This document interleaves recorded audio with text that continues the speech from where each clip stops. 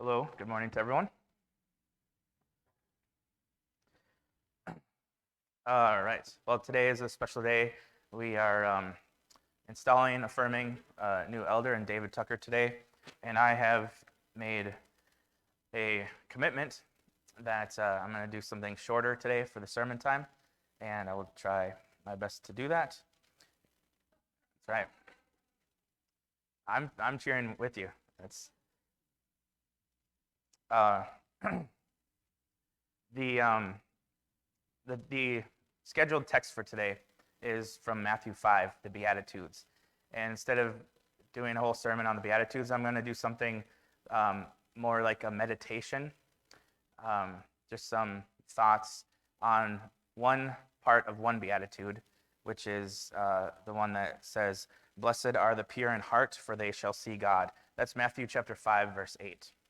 And just some thoughts on not the first part of that necessarily, pure in heart, but the latter half, the seeing God. What does it mean to see God? How do we see God? What does Matthew mean? What does Jesus mean by that phrase? We can take care of that part really quickly because Matthew doesn't explain what is meant by that phrase, see God. If you look at over the history of interpretation of this, like Dale C. Allison Jr. does in his book Studies on Matthew, which I was going to read something out of, but I'm not going to, so there we go. It's shorter already. He does a survey of all the different, or of 7 at least, different views of what it means to see God. He first of all starts out by saying, you know what we do in churches? We focus on the front half of that verse, pure in heart. And every sermon, every commentary just writes on what is the meaning of pure in heart. That's something that we latch on to with our eyes, rooted in, puritanical thinking and purity culture and all the stuff that churches have done. We focus on that pure in heart. We're attracted to that phrase. And we miss out on this idea of seeing God. What does that mean? So Dale C. Allison Jr. goes through and he talks about, some people say, well, that's talking about the future. This is talking about something that's going to happen in the future when we see God. Some people say, well, it's something that we can experience happens in the present that we can see God. And then what does it mean? Is it literal? Is it metaphorical? Happening in the future or the present? What does that mean? We actually see God with a body or experience him in some way or experience him through Christ or see, there's a million different things. But the point of Allison, his writing this chapter is to say, well, it's the best reading is a combination of all of those, especially since it's not explained. But ultimately, the point of it is to say this is about experiencing God in some way. And since, it's not super helpful to talk about what that might be in the future, it's very practical to talk about how do we see God, experience God now. So that's what I've been thinking about this week.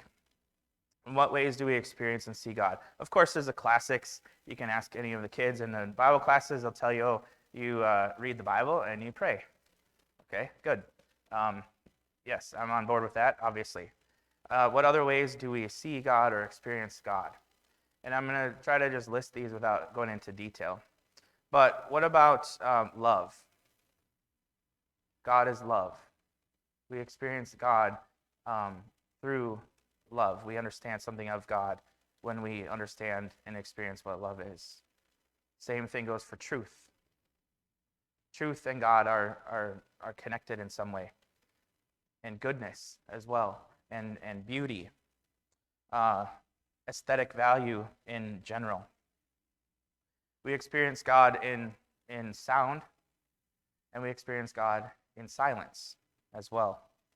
I was listening to a woman talking about, she had this really cool phrase about the silence held at the end of a beautiful sentence.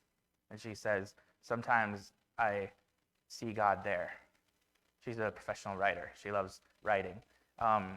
So there's something there in the silence, the radiance of delight and possibility to be found in the silence held after a beautiful sentence, in the silence held in light of, in awe of anything that's important to you.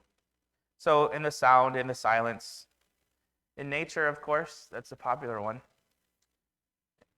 Nature, but also neighbor, in one another. We see God and experience God in the faces of one another, in the lives of one another. Nature, neighbor, and labor. One of the key ways we can connect to God and see God is through labor, through work, through creativity and productivity. That is, after all, the nature of God. And when we create things, when we produce things, we are tying into what it means to be created in the image of God. So I'm not going to talk about those in detail, but there's a lot of different ways we can see and experience God in the here and now. Some of those ways are more controversial than others, I guess you could say. I went to a men's breakfast yesterday, and there was a guy. This was not a Church of Christ. There was hosted by a different church, and there was a guy there named Chris, and he welcomed me. He's like, "Oh, what church are you from?" I said, "Holland Church of Christ." And he said to me, "Oh, that's good. We need. It's good to have some charismatics around here." And it seemed like he was serious, and I think he meant that. So I think there's other churches out there that have some sort of Church of Christ part to the name that might be a little bit more charismatic than what we are used to doing around here. But that's a popular way to experience God, through some sort of ecstatic experience, experiencing deep joy and ecstasy in the Spirit. We pursue God in the mystical and the ecstatic as well. And I've done this in the past as well. I remember when I was in college, many years ago now, and there was a group of us, about eight of us, guys who were really close friends, and we were really interested in pursuing God, knowing God, experiencing God. And the way somehow we were impressed, the impression we got was you do that through charismatic means. All right? So we tried to do stuff that was more charismatic in nature to experience God. And there were times where we'd go up onto like the roof of a downtown building. We would just pray there together for hours at a time, just trying to encounter God and experience God. And sometimes we had some sort of more charismatic experiences there. I'm not going to go into detail, but there was some ecstasy, some great joy, and laughter and stuff like that. This sermon is not about discussing the veracity or was what we thought was happening really happening. That's for a different time. Plus, I'm trying to do a short sermon, remember? So we're not going to talk about that. But that was our experience. We were pursuing God on the rooftop, beneath the stars, praying together. And we had some of those experiences, and they were important to us at that time as 20-year-old people. And sometimes we would meet inside as well and have a time of prayer. And there was a man who was our leader. I think he might have been our same age or a little bit older than us. I met him in the library one day. I'm not going to say his name, actually, because he is someone you could look up on the internet. But and he was from Zambia. And he was like the most spiritual man I've ever known. He had stories of like outrunning lions in the spirit of the Lord and stuff like that. And we were very attracted to his spirituality. And he saw our group of friends, my group of friends, and we saw him. And at some point he called us to mentor us in pursuit of God and experiencing God. And oftentimes we would get together and he would pray with us. He would teach us and then pray with us, like in a classroom at nighttime, one of the classrooms on campus. And there was one night in particular that I remember where this guy, our mentor, we were all gathered and huddled up, and he was going around the circle praying over each one of us in this, like, praying in the Spirit in a super powerful way and like imparting blessings on us. That's what we were. We were a group of young men in search of a Father's blessing. That's what we were. We were pursuing God in that way for that reason. And here was a mentor who was sort of praying over us and giving us what we were looking for, kind of like a Father's blessing. And he was doing that for all of us around the circle. He would stop at one guy and he would pray over them and like impart these blessings in the Spirit over their life and talk about things like that, one by one, spending a lot of time on each person. And finally he got to me. And I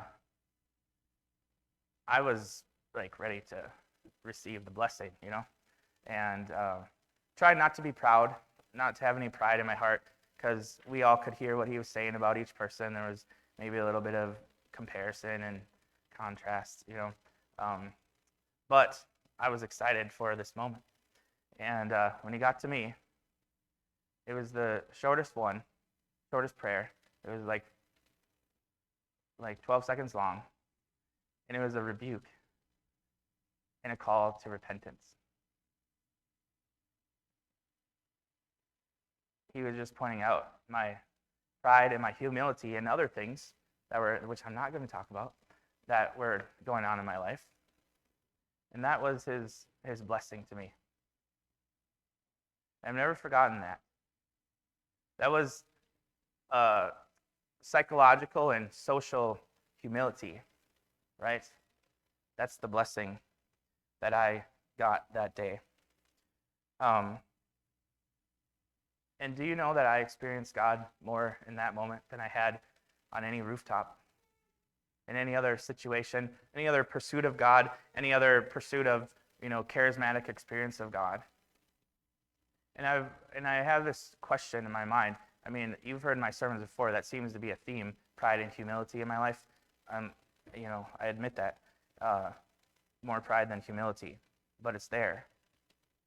And I wonder, what if humility, rather than ecstasy, is the foundational way that we experience God? I know that's true for me. Maybe it's true for other people out there as well. Maybe other people out there are more foundational to them is nature or neighbor or labor or sound or silence or that sort of thing. For me, it's humility.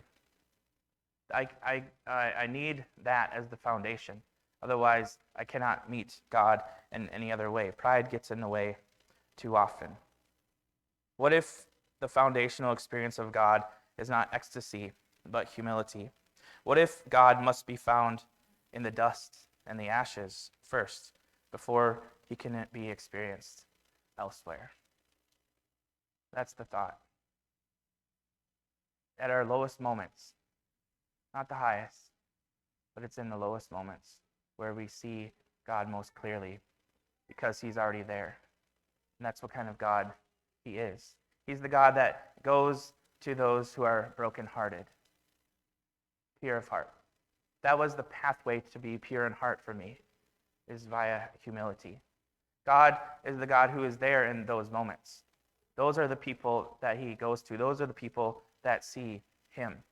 These Beatitudes are written to people who, unlike me, didn't have a self-imposed psychological, social humility. They had imposed upon them economic humility, spiritual humility. And Jesus says those kind of people are already blessed.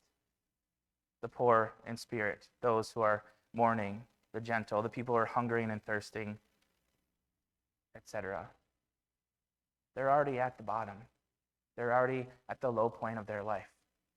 They're already there where God dwells. Those are the people that see God. So we can be thankful for that blessing of when we find ourselves in the most difficult times, when we've hit bottom, when everything in our life falls apart, when we're expecting a blessing, but instead we get something else. But if we pay close enough attention, that too is a blessing, and it's the greatest blessing. That's where we see God. Let's stand and sing.